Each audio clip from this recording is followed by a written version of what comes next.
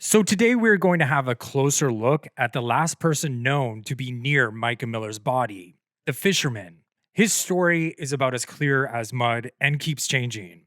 But I picked up some points of interest where things don't quite add up, and many people feel as though the Fisherman may have been working for Micah's estranged husband, John Paul J.P. Miller, to execute a sinister plan. So before I begin, please don't send hate to anybody on my channel. And also, everything in this video is alleged. I'm Joseph Morris, and this is my beautiful, stunning, and brave co-host, Miss Gabby. So if you want to hang out with me and Miss Gabby and discuss some true crime and breaking news, please make sure you subscribe, like, comment, ring the bell so you never miss a video, because your engagement helps me to continue making these videos. So we have a very surprising and suspicious twist in the case of beautiful Mica Miller. The fisherman, Johnny Jacobs, said that he left with Mica Miller's items that were found at the scene.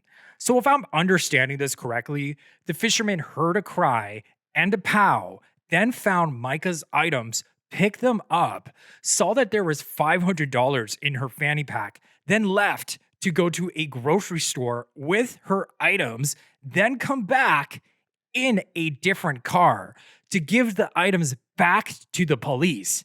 I mean, this is a change from his original story where he said he just handed the items over to the officers. So this video is from Brit For Real on TikTok, and I linked all the videos used in my video in the description below so you can check them out for yourself. Okay, there is some serious breaking news in this case. Kyler posted some information that we've obviously been sitting on. She's been sitting on for a while. When they went to Lumber River State Park to see the ground, see what was out there, see the place where Mica was found, see the walk, determine how loud it was, how far of a walk it was, if it was unauthorized entry in that area. So basically, like, if it was authorized personnel only, which it was, the distance that had to be walked, etc. They also met with a maintenance man while they were out there, and the maintenance man said that Johnny Jacobs, the fisherman, came in a truck with a boat hookup for his kayak and then left the property and then re-entered the property in a white Challenger. All right, I'm here talking to the maintenance guy from Lumber River State Park. We've discussed the circumstances. Mr. Jacobs was down here initially fishing, had a boat with a truck. He advised me that he left the scene out here with Mica's items. He went to either McClellan Grocery or Floyd's Grocery. I'm talking to the maintenance guy at this point, and he advised me that he came back to this location in a, what was it, sir? A white Challenger. So after he had left the scene with Mica's belongings, he returned in a passenger vehicle. So he left with Mica's belongings for however long of a period of time. This is all alleged, and it was not ever announced publicly on News Nation when they interviewed him, JLR Investigates when they interviewed him, or any of the other interviewing platforms that came to speak with him.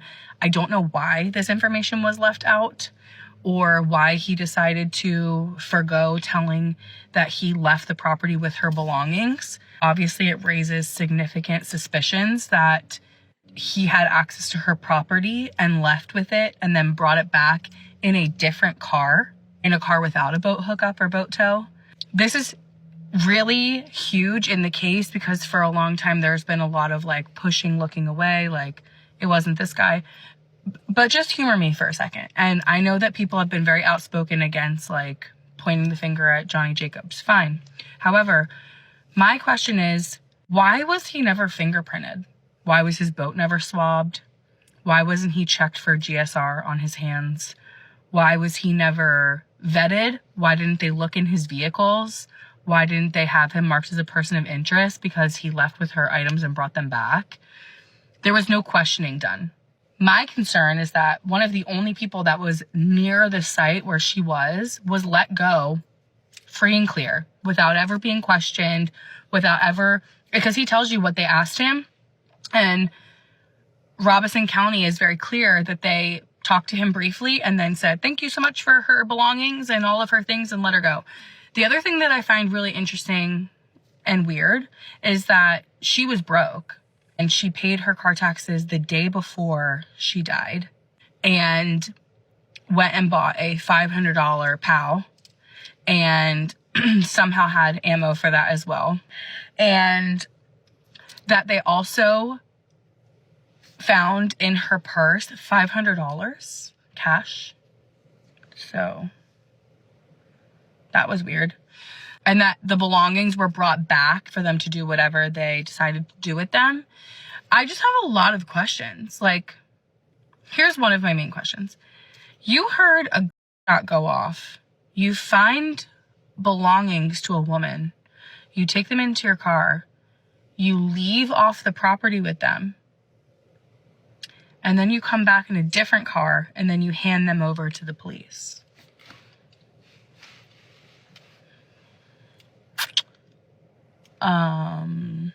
What? For real? That's not suspicious at all. Yeah, and what stood out to me was that when he left, he was in a truck with a boat attachment, then came back in a white Challenger. I mean, why did he change cars? Why did he get rid of the boat? The fisherman also said he heard one POW, but there were multiple casings found at the scene. In fact, there was another witness named Cheryl Walters who stated that she heard 2 POWs and she was much further away.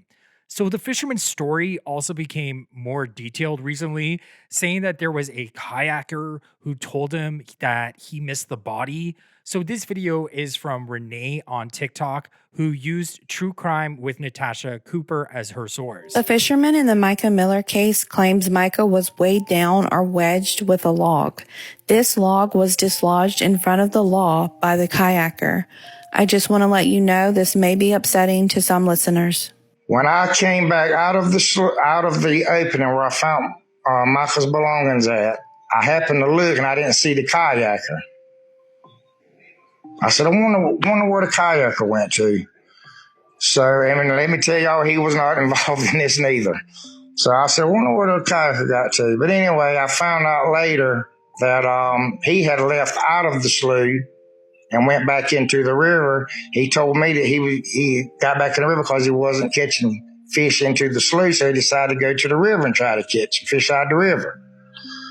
So for some reason, he said he started hearing, he must have heard the law was coming up or something. I don't know. But he turned around. He told me that he went there and backtracked to where I was at. I said, bud, you're kidding. And he told me, he said, Johnny, he said, you passed right by her. I said, bud, you've got to be kidding me. He said, yeah. He said, you passed right by her. He said, but there's no way you could have seen her. He said, he told me, he explained it to me. He said, you know how you see a bag that's floating in the water and it might get a little bit of air in it. And then you'll see a little portion of the bag sticking up out of the water floating. I said, yeah, I know exactly what you're talking about. You don't ever know what's underneath it. So I said, yeah, I understand what you were saying. He said, but you couldn't have seen it. I said, no, I couldn't have seen it because when I was coming out of there, I was looking straight ahead. I wasn't even looking in the water. And I'll tell you why come I weren't looking in the water. But anyway, I was just ready to get out of there. So I come out of there. But anyway, he said, well, that's what I seen. He said, I seen it like a bag, the top of a bag floating in the water. He said, but what had happened was her body was laid up against a tree or something in the water that had her stopped. And then there was a floating log, a piece of floating debris that was pushed up against her also. He said he still didn't realize what it was. He took his boat, moved up his kayak and moved up a little bit. His boat hit that log. The log hit her body and her foot came up out of the water. And he said, oh my God. He said that's when he realized that it was her. And that's how he pointed it. The laws must have, if I'm not mistaken, Lord forgive me if I'm mistaken, but I believe he told me that the laws was already there. And he told the laws, here she is right here. Yeah, he covered for that kayaker really fast. I mean, how do we know the kayaker wasn't involved? I'm not a boating expert, but Christy D writes, you always look at the water when in a boat to make sure you don't hit or run up on something. So he wasn't looking at the water. Rhonda writes, his story just keeps changing. He was a plant And now he's talking more because he's feeling the heat of justice for Mica. I said what I said. One commenter writes, "Why does this sound like complete BS? Why is my gut just screaming?" And what I'm about to tell you is one of the most troubling new details I found in the Mica Miller case. The private investigator found out that the fisherman, Johnny, called his friend Charles at 1:27 p.m., saying he did that only because he heard a bullet go off at the river. But Micah's 911 call was at 2:55 p.m., 2 hours later. So I mean, how did he hear a go off at 1:27 p.m.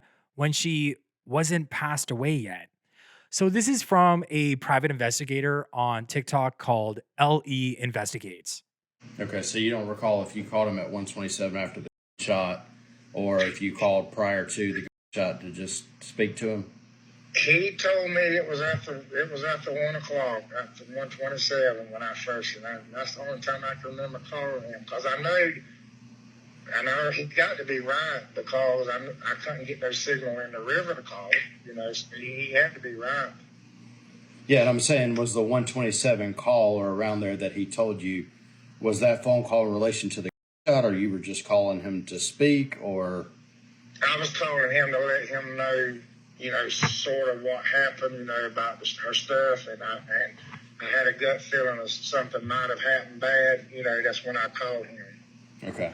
And what's crazy about that is that 1:27 p.m. was the last time that Mica was seen on video alive at 41 Grocery and Grill, according to the Robeson County Police Department. It's also where people on surveillance saw a black truck circle Mica a few times, as well as a white car pull up to Mica's car as if she was being followed. Mica's best friend came out to say that she believes Mica was being followed. Since the day after Mica unalived herself, she received a cryptic and sinister sounding phone call from Mica's estranged husband, JP. So after church that Sunday, John Paul makes his announcement saying that Mica has died. And as soon as he's out of church, he calls you. What was the first thing he said to you? He said, "Hey, Charlotte, are you surviving?" I said, "Yeah." And he said, "Well, I have some more details for you if you want them." And did you just find it odd that he was calling you, of all people, immediately after church? Yes. For one, he had already told us in his weird way. But then I just felt like I would not be up on the priority list of people to be reaching out to, especially having already been told. And I want to clarify, this was before he saw Mica's body, right? Correct. So after that, the conversation kind of takes a turn, and John Paul says something that I believe will break this case wide open. What is it that he said to you? Well, I said, "Yes, sure, I'd like some more details, I suppose." And he said, "Well, she was supposed to go to work, but instead she went and bought a gun and then drove up to Lumberton. I thought she was coming to see you." And he paused there, and I just said, "No, she wasn't." So John Paul said on the day Mica Miller died that he thought she was coming to see you. Yep. And it honestly kind of sent a shiver down my spine, because it just sounded like he was watching her. So you believe that moments before Mica died, John Paul Miller was tracking her? That is how it sounded, the way that he phrased it. And just knowing in the past how there have been trackers involved, and he has had a habit of stalking her. That's what it sounded like to me. So is it possible that the fisherman made that phone call to his friend Charles at the grocery store at 1:27 p.m. to tell them that Mica arrived and they could all go through with their sinister plan? Because remember, there was no cell phone service at the state park. So the fisherman had to be away from the park to make that call. I'm not saying that a group of people took her and unalived her, but it's a strange coincidence he would mention that time. It's also very strange that he deleted these phone calls off of his phone. Again, the story here told by the fisherman is so convoluted and confusing, but I picked out the main points of interest for you guys. And if you want to check out all the sources for yourself, it's in the description below. Okay, and also I wasn't going to include this, but I think if you made it this far, I'm going to add a little bonus part to my video. But if you listen to the 911 call, at the very end, you can actually make out someone's voice. So I'm going to just play the 911 call. This is from Grizzly True Crime on YouTube, who actually does Freedom of Information Act filings and can get access to the raw files. So I'll just play the file enhanced where you can make out someone's voice in the background. Let me make sure I got the exact location where you're at, okay? Just 1 minute.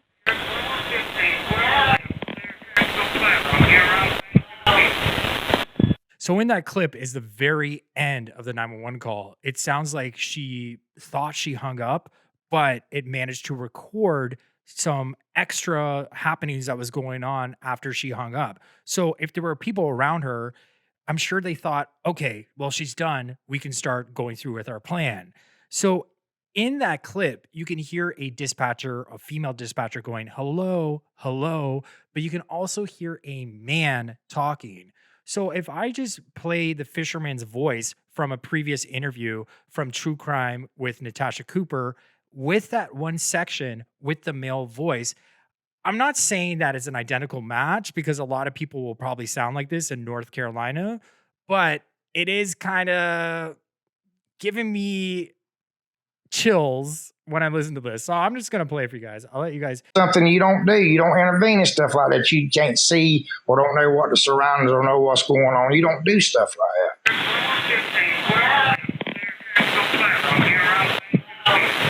And to me, it sounds very similar. The fisherman's voice to the voice in the 911 call at the end sounds very similar. And here's what I think that man is saying. I think it sounds like, hands on the left, I'll get her right. So let me just play this.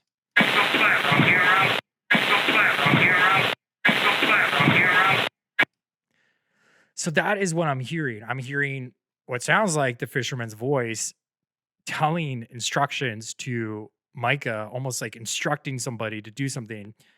Michael Francis, Mica's dad, said that on her body there were marks as if her hand was being forced to her head. So when I hear this, hands on the left, I'll get her right, sounds like he's positioning her to unalive her. I'm not saying that he is, but it is interesting that most likely when he thought the phone call was over, you can kind of pick up somebody doing instructions. And if you enjoyed this video and hanging out with me and Gabby, please make sure you hit my face right above her right here.